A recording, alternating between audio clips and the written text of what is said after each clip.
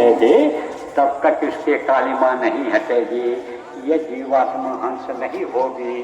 तो जब कालिमा हट जाती है कर्मों की, तब ये अपने रूप को देखती है। ये कई रूप हंस हो अपना, और आप समझो देख करके झूले, आप समझो निर्खय रूप हंस हो अपना, खोले द्वार की बाजी, तब फिर रास्ता खुल जाने लग जाता है, ऊपर जाने का रास्ता खुल जाता है।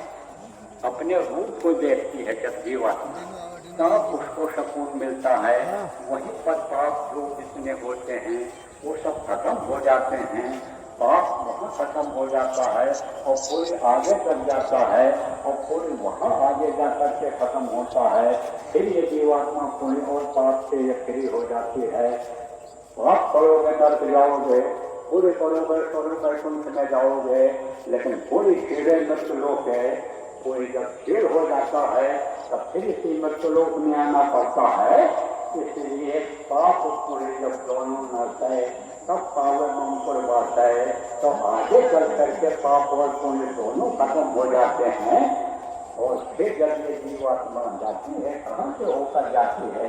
ये देवों के लोक से होकर जाती है, क्योंकि दुर्गा दस्तों समुद्र के लोक से होकर के जाती है, आज्ञा के लोक से होकर जाती है, ईश्वर के लोक से होकर जाती है, महाकाल के लोक से होकर जाती है। मानसरोवर में स्नान करती है जब ये जीवात्मा, तब ये एकदम से निर्मल सुख साफ अपने घर, अपने वतन, अपने मालिक के पास जाने लायक हो जाती है। तो वहीं पर गुफा पाल सपना समाये।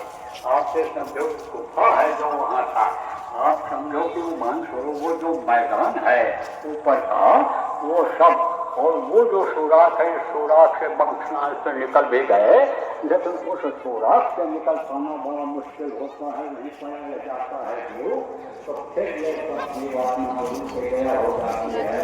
तो गुफा बनाता है, बाकी खुशी खुशी हो जाएगी।